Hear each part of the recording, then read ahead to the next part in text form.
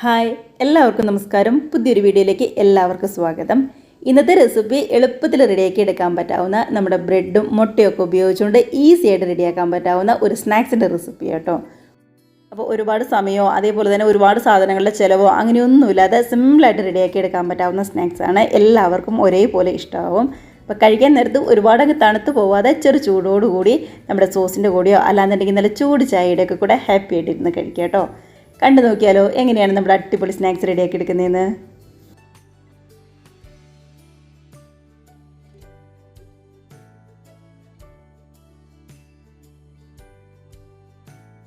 അപ്പോൾ നമ്മുടെ ഈ സ്നാക്സിന് ഉള്ളിൽ വെക്കാനായിട്ട് ഒരു ഫില്ലിങ്ങും കൂടി ഒന്ന് റെഡിയാക്കി എടുക്കണം. അതിനായിട്ട് പാൻ ചൂടായി കഴിഞ്ഞപ്പോൾ ഞാനിവിടെ 2 ടേബിൾ സ്പൂൺ ഓയിലാണ് ചേർത്ത് കൊടുക്കുന്നത്.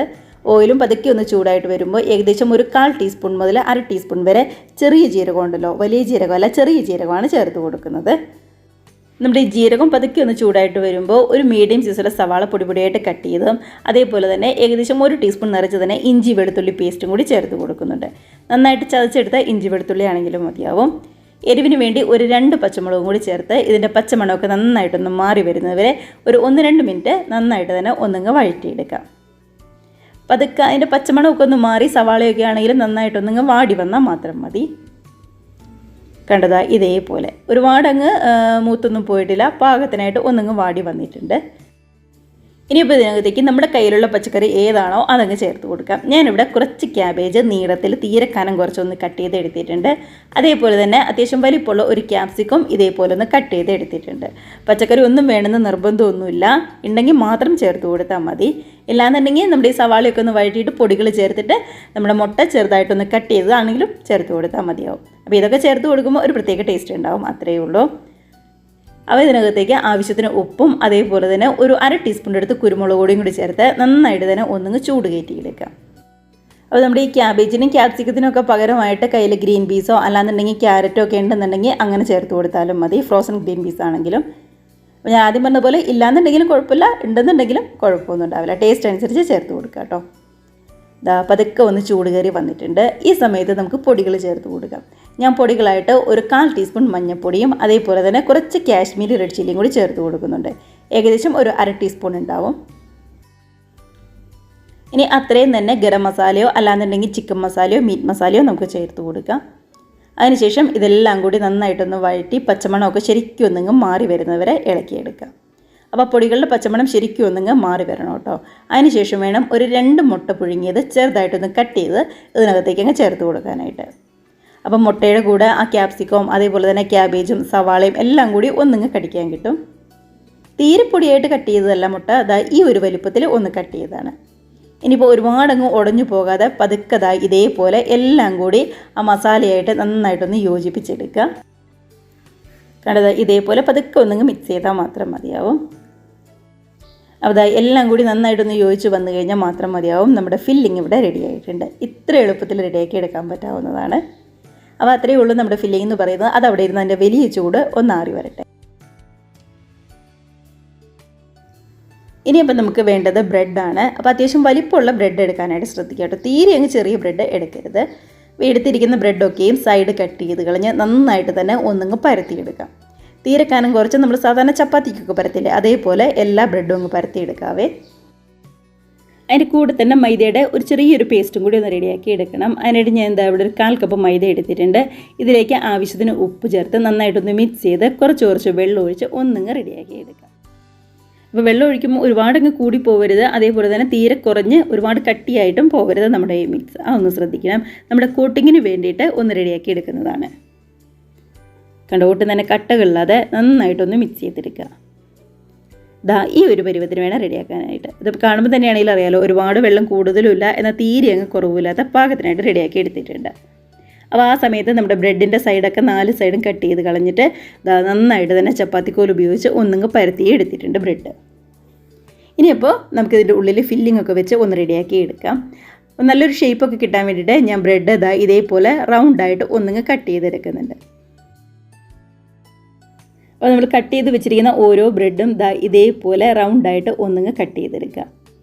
കണ്ടോ, ഇങ്ങനെ കട്ട് ചെയ്തിട്ട് ഇതിൻ്റെ ഉള്ളിൽ ഫില്ലിങ് വെച്ച് നമ്മളൊന്ന് ഫ്രൈ ചെയ്തുമ്പോൾ കാണാനാണെന്നുണ്ടെങ്കിലും നല്ലൊരു ഭംഗിയൊക്കെ ഉണ്ടാവും നമ്മുടെ സ്നാക്സ്. അതിന് വേണ്ടിയിട്ടാണ്. ഇനിയിപ്പോൾ അല്ലാന്നുണ്ടെങ്കിൽ നേരെ നടുക്കിയിട്ട് നമ്മുടെ ഫില്ലിങ് വെച്ചിട്ട് രണ്ടായിട്ടൊന്ന് മടക്കി കൊടുത്താലും മതിയാവും. എങ്ങനെയാണെന്നുണ്ടെങ്കിലും കുഴപ്പമുണ്ടാവില്ല. കണ്ടോ, ഞാൻ എല്ലാ ബ്രെഡും ഇതേപോലെ റൗണ്ടായിട്ട് കട്ട് ചെയ്തെടുക്കുവാണ്. അതിനുശേഷം നമുക്കിതിൻ്റെ ഉള്ളിൽ ഫില്ലിംഗ് ഒന്ന് വെച്ച് കൊടുക്കാം. അപ്പോൾ ഫില്ലിംഗ് വെക്കുന്നതിൻ്റെ കൂടെ തന്നെ കുറച്ച് ചീസ് ഞാനിവിടെ ഒന്ന് ഗ്രേറ്റ് ചെയ്ത് എടുത്തിട്ടുണ്ട്. നമ്മുടെ മൊസറല്ല ചീസ് ആണെന്നുണ്ടെങ്കിലും കുഴപ്പമൊന്നും ഉണ്ടാവില്ല. അപ്പോൾ നന്നായിട്ടങ്ങ് വലിഞ്ഞ് നിൽക്കും. ചീസ് ഇഷ്ടമാണെന്നുണ്ടെങ്കിൽ അല്ലെങ്കിൽ കയ്യിൽ ചീസൊക്കെ ഉണ്ടെന്നുണ്ടെങ്കിൽ മാത്രം ഇതേപോലെ ഒന്നിങ്ങ് വെച്ച് കൊടുത്താൽ മതി കേട്ടോ. പതുക്കെ വെച്ചിട്ട് അതിൻ്റെ മുകളിലേക്ക് നമ്മൾ നേരത്തെ റെഡിയാക്കി വെച്ചിരുന്ന മുട്ടയുടെ ആ ഒരു ഫില്ലിംഗ് ഉണ്ടല്ലോ, അതും കൂടി ഇതേപോലെ അങ്ങ് വെച്ച് കൊടുക്കുവാണ്. അപ്പോൾ വെക്കുമ്പോൾ ഒരുപാട് വെച്ച് കൊടുക്കരുത്, കാരണം നമ്മുടെ ബ്രെഡിൻ്റെ അളവൊന്ന് നോക്കിയിട്ട് വേണം വെക്കാനായിട്ട്.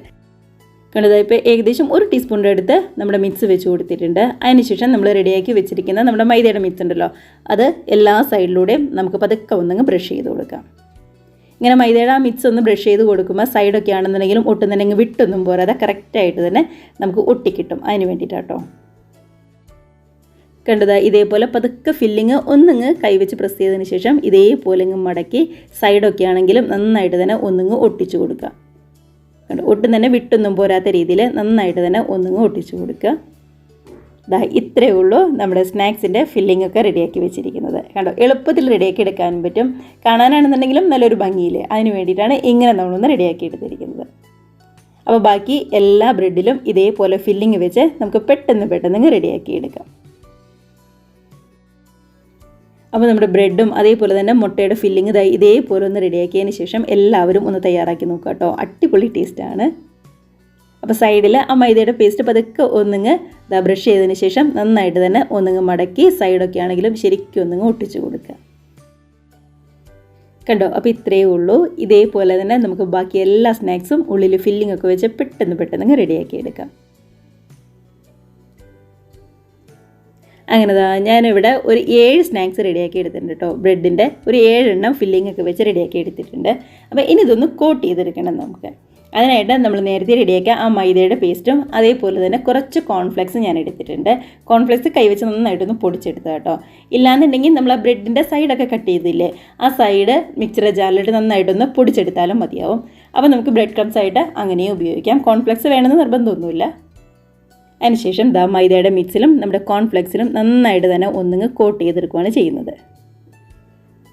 കേട്ടോ, എല്ലാ ഭാഗത്തേക്കും ആ കോൺഫ്ലെക്സ് ഒക്കെ ചെന്നപ്പോൾ കാണാൻ തന്നെയാണെന്നുണ്ടെങ്കിലും അടിപൊളിയല്ലേ. അപ്പോൾ കോൺഫ്ലെക്സ് കയ്യിലുണ്ടെന്നുണ്ടെങ്കിൽ അത് ഉപയോഗിക്കുക, ഇല്ലാന്നുണ്ടെങ്കിൽ നമ്മുടെ ബ്രെഡ് ക്രംസ് ആണെന്നുണ്ടെങ്കിലും ഉപയോഗിച്ചാൽ മതിയാവും. അപ്പോൾ ഇതേപോലെ ബാക്കി എല്ലാ സ്നാക്സും പെട്ടെന്നൊന്ന് കോട്ടും കൂടി ചെയ്തെടുക്കാം നമുക്ക്. അങ്ങനെ 7 എണ്ണം നന്നായിട്ട് തന്നെ ഒന്ന് കോട്ട് ചെയ്തെടുത്തിട്ടുണ്ട്. ഇനിയിപ്പോൾ വേറെ ഒന്നും തന്നെ ചെയ്യാനില്ല, നേരെ ഓയിലിലേക്കിട്ട് ഒന്നിങ്ങ് ഫ്രൈ ചെയ്തെടുത്താൽ മാത്രം മതിയാവും. അങ്ങനെ ഓയിലൊക്കെ ആണെങ്കിലും നന്നായിട്ട് തന്നെ ഒന്ന് ചൂടായി വന്നിട്ടുണ്ട്. അതിനുശേഷം ഗ്യാസ് ഒരു മീഡിയം ഫ്ലെയിമിലേക്ക് മാറ്റി നമ്മൾ റെഡിയാക്കി വെച്ചിരിക്കുന്ന ഓരോ സ്നാക്സും ചൂടായ എണ്ണയിലേക്കിട്ട് 2 വശം ഇങ്ങ് മൊരിയിച്ചെടുക്കാവുന്നതേ ഉള്ളൂ. ബ്രെഡ് ആയതുകൊണ്ട് തന്നെ ഒരുപാട് സമയമൊന്നും വേണ്ടി വരില്ല. മാത്രമല്ല ഉള്ളിലുള്ള ഫില്ലിംഗ് ഒക്കെ ആണെന്നുണ്ടെങ്കിലും അത്യാവശ്യം നന്നായിട്ടൊന്ന് വെന്ത് വന്നതാണ്. ഇനിയിപ്പോൾ കളറൊക്കെ ഒന്ന് മാറിയിട്ട് പതുക്കെ ഒന്നിങ്ങ് മൊരിഞ്ഞ് വന്നാൽ മാത്രം മതി. കണ്ടതാ, നന്നായിട്ട് കളറൊക്കെ ഒന്ന് മാറി അടിപൊളിയായിട്ട് തന്നെ റെഡിയായി വന്നിട്ടുണ്ട്.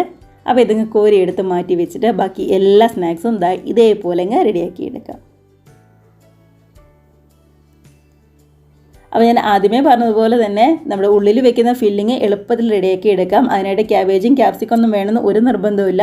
കയ്യിലുണ്ട് എന്നുണ്ടെങ്കിൽ മാത്രം ചേർത്ത് കൊടുക്കുക. ഇല്ലാന്നുണ്ടെങ്കിൽ നമ്മൾ സാധാരണ മുട്ട പപ്സിനൊക്കെ ജസ്റ്റ് ഒന്ന് വഴറ്റിയിട്ട് മസാല വഴറ്റിയിട്ട് മുട്ട ചേർത്ത് റെഡിയാക്കില്ലേ, അതേപോലെ ചെയ്താലും മതിയാവും. അങ്ങനെ നമ്മുടെ സ്നാക്സ് ഫുള്ളും ഇവിടെ റെഡി ആയിട്ടുണ്ട്. അപ്പോൾ കാണാൻ തന്നെയാണെങ്കിലും നല്ല ഭംഗിയില്ലേ, ഞാനിപ്പോൾ പറയേണ്ട കാര്യമൊന്നുമില്ല. അപ്പോൾ എല്ലാവരും ഉറപ്പായിട്ടും ട്രൈ ചെയ്ത് നോക്കുക. സൂപ്പർ ടേസ്റ്റാണ്. ഉള്ളിലെ മസാലയുടെ ചെറിയൊരു എരിവും അതേപോലെ തന്നെ പുറംഭാഗമൊക്കെ ആണെങ്കിൽ നന്നായിട്ട് തന്നെ മുരിഞ്ഞ് ഒരു ടൊമാറ്റോ സോസിൻ്റെ ഒക്കെ കൂടെ കഴിക്കുമ്പോൾ നല്ല സൂപ്പർ ടേസ്റ്റ് ആയിരിക്കും കേട്ടോ. അപ്പോൾ ഇത്രയേ ഉള്ളൂ നമ്മുടെ സ്നാക്സ് എന്ന് പറയുന്നത്. എല്ലാവരും ട്രൈ ചെയ്ത് നോക്കുക. കമൻസൊക്കെ മറക്കാതെ അറിയിക്കുക കേട്ടോ. അതുപോലെ തന്നെ വീഡിയോ ഒക്കെ നിങ്ങൾക്ക് ഇഷ്ടമായിട്ടുണ്ടെങ്കിൽ ഒന്ന് ലൈക്ക് അടിച്ച് മറ്റുള്ളവരിലും കൂടി നമ്മുടെ റെസിപ്പി ഷെയറും കൂടി ചെയ്യാനായിട്ട് മറക്കല്ലേ.